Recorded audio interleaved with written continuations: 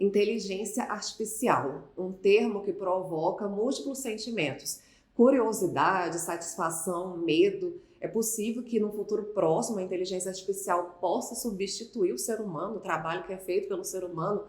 Quais os cuidados que nós devemos ter na usar a inteligência artificial, sobretudo no dia a dia do Poder Judiciário? Hoje, a Escola Judicial do Poder Judiciário do Estado de Goiás, a EJUG, está aqui com 2 professores da USP que vão nos esclarecer essa temática e tirar aqui algumas dúvidas que são recorrentes. Nós estamos aqui com a professora Ana Carla Bliacheriene e com o professor Luciano Vieira de Araújo. Professores, sejam bem-vindos à EJUG.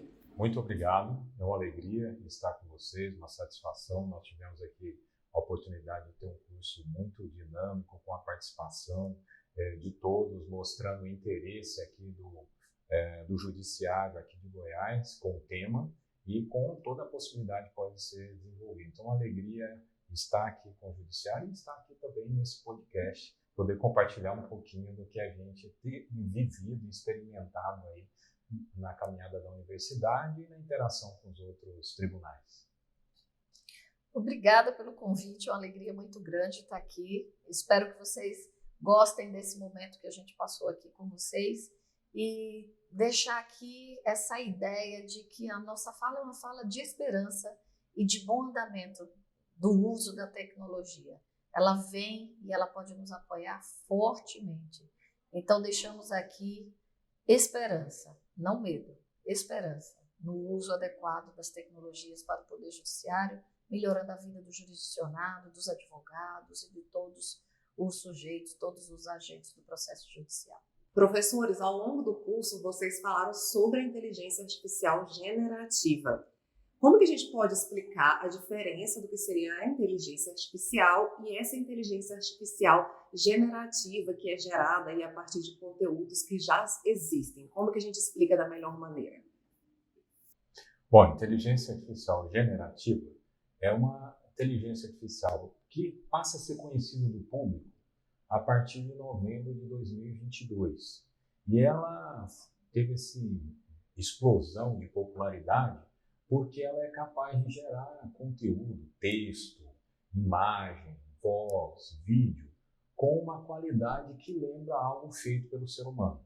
Então nós temos textos que a gente viu tantos aí surgindo e imagens muito realistas que antes a gente não conseguia com as técnicas de inteligência artificial anteriores. Porque inteligência artificial é um termo que a gente já trata sobre ele aí por volta de uns 80 anos, né, de inteligência artificial.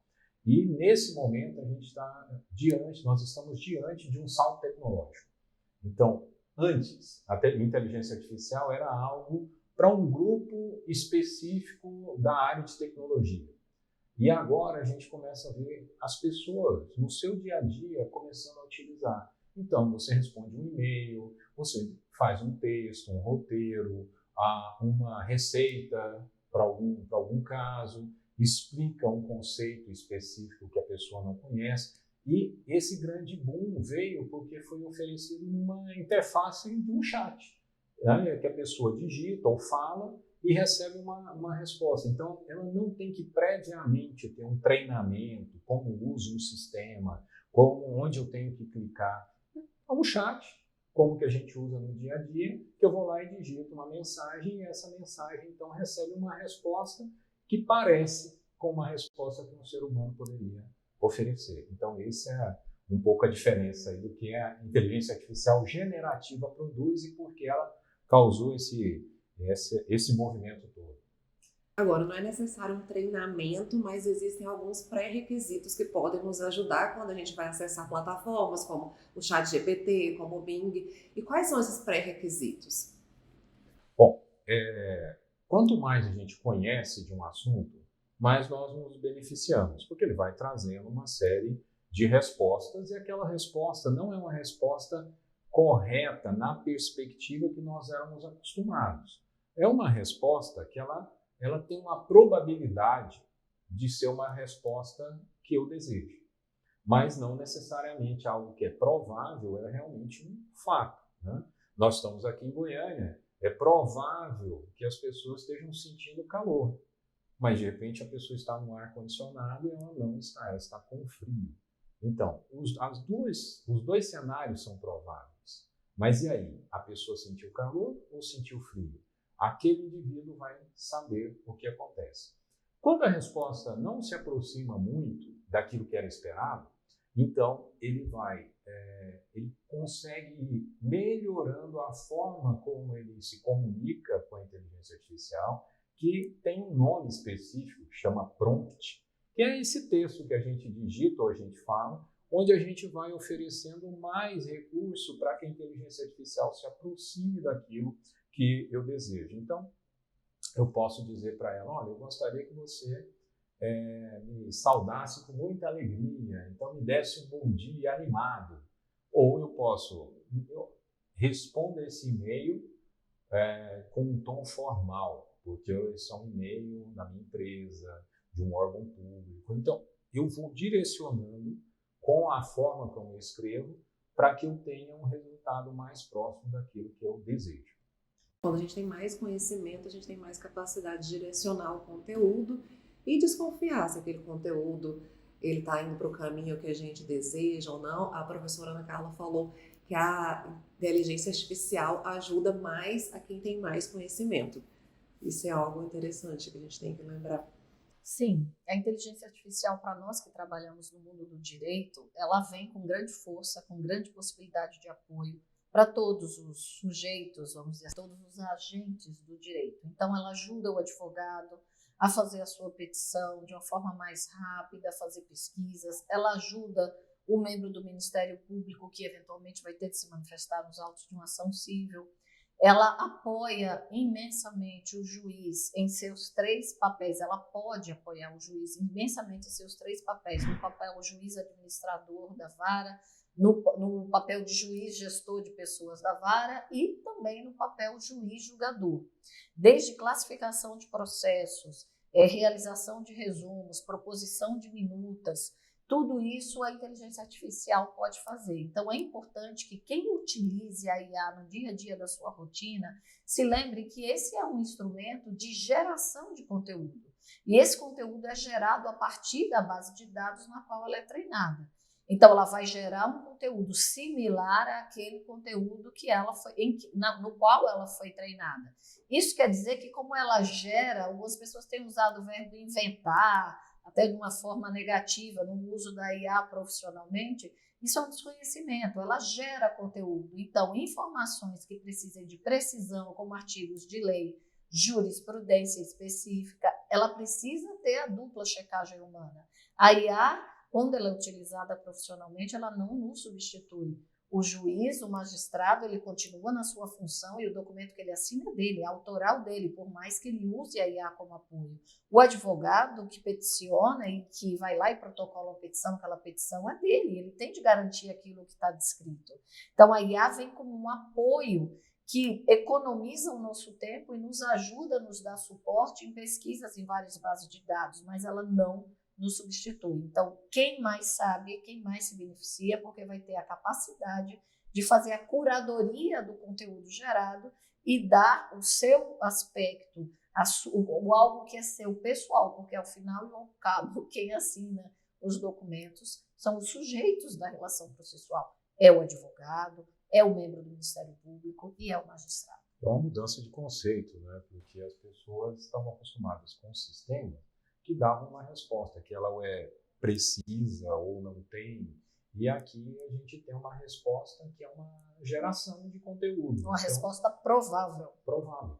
E ela vai dar uma resposta, sempre ela vai dar uma resposta, que é a estrutura como elas foram construídas. Então é uma mudança de conceito. Antes eu clico ali e vem uma resposta, é aquela resposta que eu tenho. Agora eu tenho uma resposta que pode variar, e ela vai variar. Mesmo pedindo da mesma forma e etc. Vai ocorrer uma variação. E se essa variação não pode ocorrer numa área específica, então eu tenho que mudar a minha forma de pensar para agir como a professora comentou. Eu tenho que verificar esse caso. Esse caso aqui eu não posso abrir mão de ver se existe uma qualidade no que foi gerado. e qualidade da minha perspectiva. Sim, a gente estava acostumado antes a usar tecnologias e sistemas que nos davam protocolos, que nos davam a padronização. Tudo que saía daquele sistema saía daquela forma e sempre que as pessoas utilizassem seria daquela forma.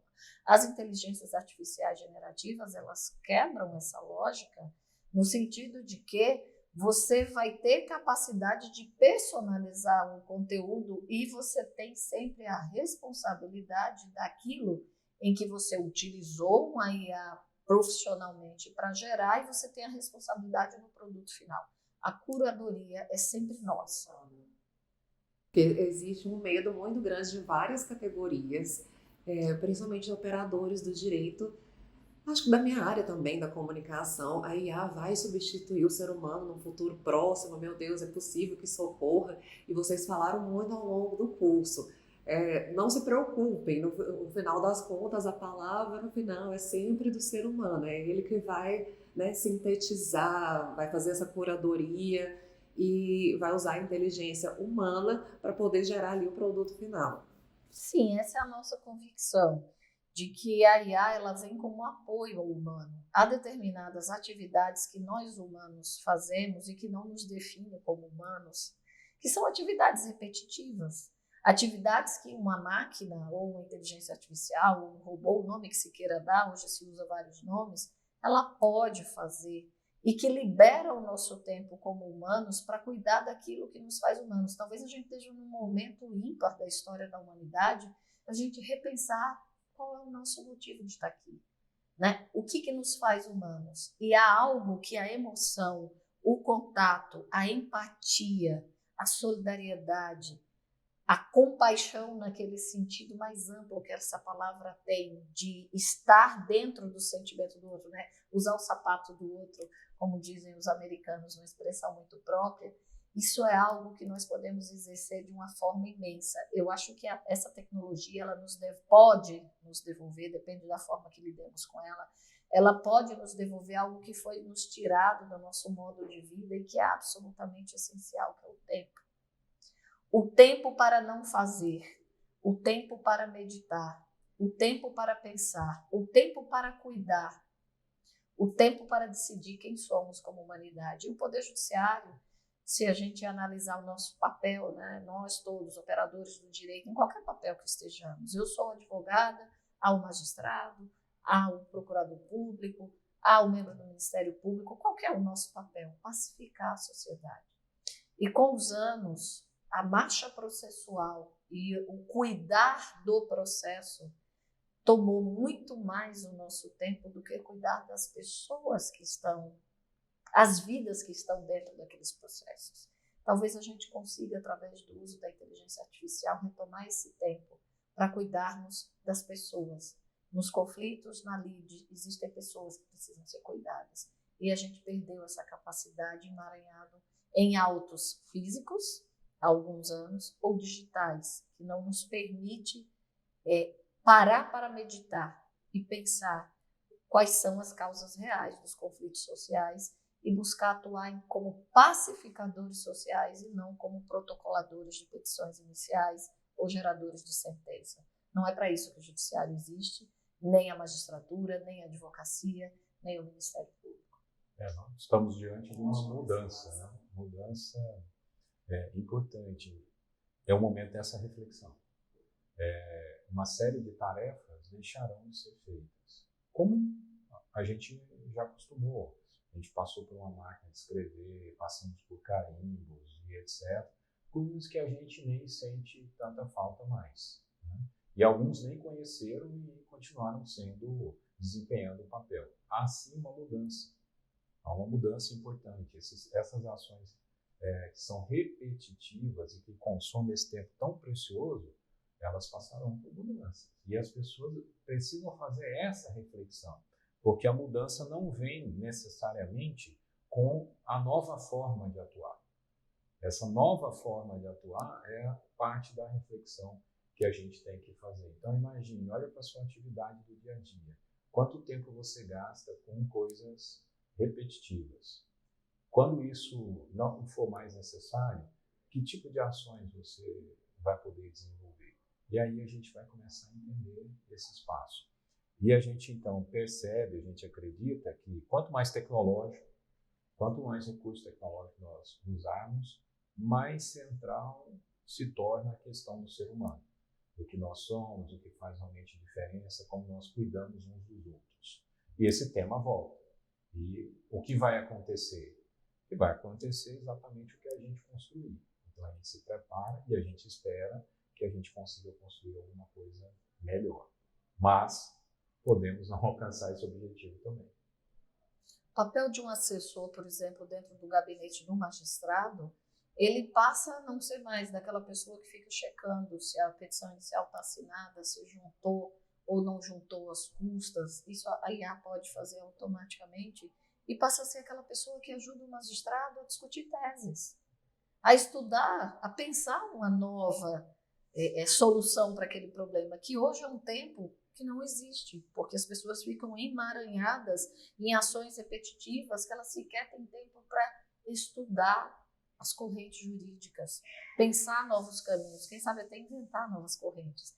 Esse tempo precisa voltar. Então, vai acabar com o trabalho do assessor. Não, vai tornar o assessor cada vez mais importante para o magistrado, no sentido de buscar argumentos, trazer elementos para que o magistrado possa pensar na sua melhor solução e que essa solução tenha impacto social relevante e importante. Professora, você falou que trouxe essa informação que desde novembro de 2022 a gente não consegue provar se as provas processuais elas têm alguma influência parcial ou inteiramente da inteligência artificial, o que é uma preocupação para o magistrado. De que forma que a gente pode pensar essa questão, como que o magistrado pode se precaver, existe alguma maneira dele se precaver, como que seria esse caminho de não correr o risco de ter ali uma alteração? O risco de ter uma alteração probatória, ela sempre existiu no processo, mesmo no processo de autos físicos, né? A falsificação de prova, a indução do Poder Judiciário ao erro judicial por provas que não sejam provas verdadeiras, ele sempre existiu. Então, a IA não está trazendo nenhuma novidade para o Poder Judiciário. O que ocorre é que a possibilidade de produção de uma prova hoje com alto grau de credibilidade, como se tivesse sido produzida por uma pessoa, ela aumentou, porque a tecnologia é muito mais precisa e ela ganhou escala de uso. Antes, o que um fraudador conseguiria fazer ali, porque ele teve acesso a um determinado equipamento ou tecnologia e ele era o especialista em fraude, hoje a possibilidade de gerar conteúdo está na mão de 100 milhões de pessoas no mundo, até mais, porque 100 milhões foram os primeiros 2 meses do ChatGPT, hoje tem várias outras IAs, qualquer um pode gerar conteúdo. E o que acontece é que a validação da prova, hoje o magistrado tem de olhar com um olhar diferente quando ele escuta um áudio, quando ele vê um vídeo, quando ele olha uma imagem, porque tudo isso hoje tem uma possibilidade de uma precisão, de uma aproximação do que seria uma produção humana real de quase 100% e muitas vezes de difícil visibilidade.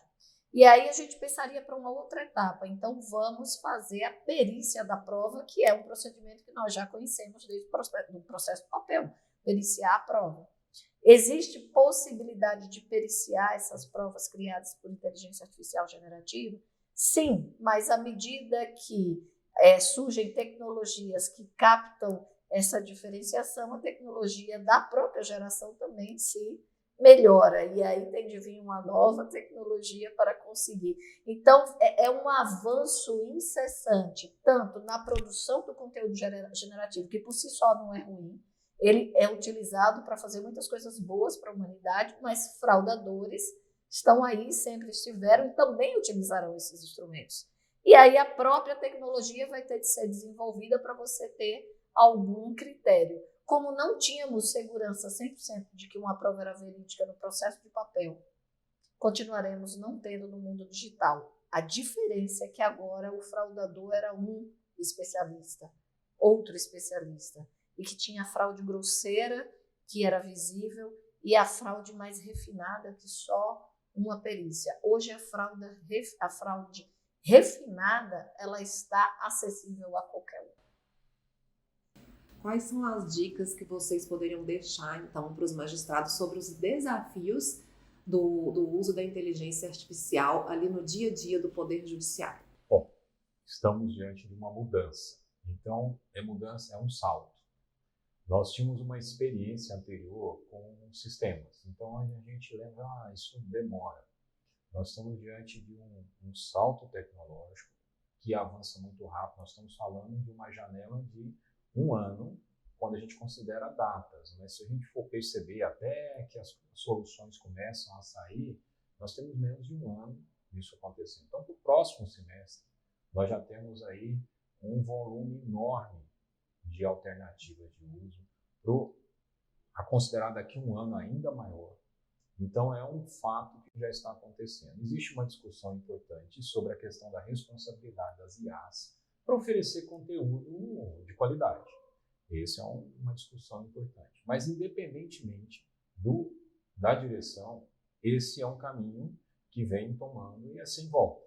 Então, é importante conhecer, aprofundar sobre esses conceitos, entender o potencial do que a gente pode criar.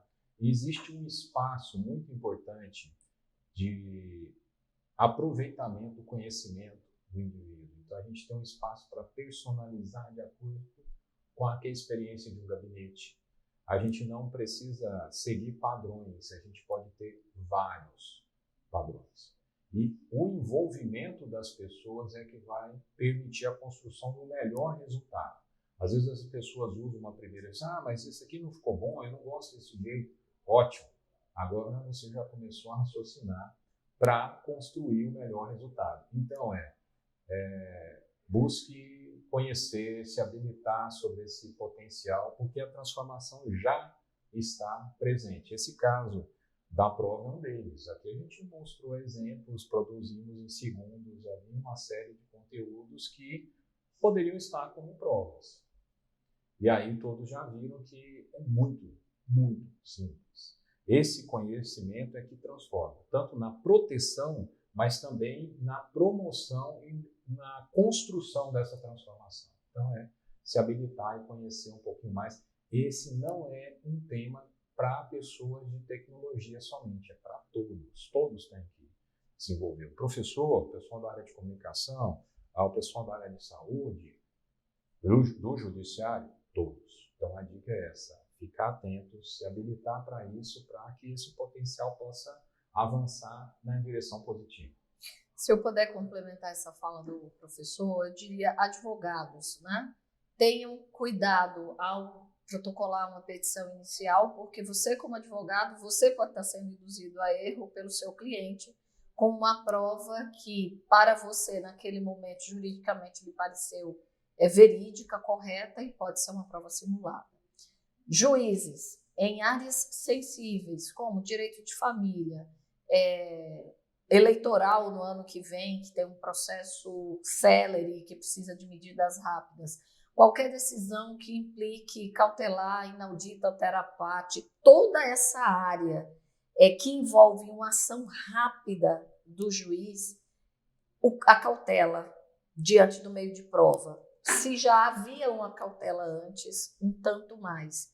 Coisas que envolvam alteração de guarda, coisas que envolvam curadoria, coisas que envolvam tutela, uma análise fora do calor da emoção, né? Porque o juiz é sempre muito levado pela razão, pela racionalidade, mas a vida é uma vida muito dura e os casos que chegam são casos muito difíceis, em que separar o calor da emoção naquele momento, às vezes é difícil, né? São causas que envolvem dores humanas muito profundas. Então, na área criminal, é uma área que o CNJ ainda tem ressalvas ao uso da inteligência artificial, mas na área criminal os senhores também serão inundados eventualmente por provas não existentes. E às vezes isso é a determinação de uma prisão ou não. Às vezes isso é a determinação de uma medida mais dura ou não. Então, a recomendação que eu daria é que no caso de cautelares, né, julgamento antecipado da lide, a partir da prova que parece uma prova irrefutável, aquele olhar, será que essa prova é uma prova que tem a legitimidade, a validade necessária para que eu tome essa medida mais gravosa? Isso eu recomendaria. Não olhem mais para a prova da forma que os senhores olharam até novembro de 2022. Olhem para a prova com um segundo olhar.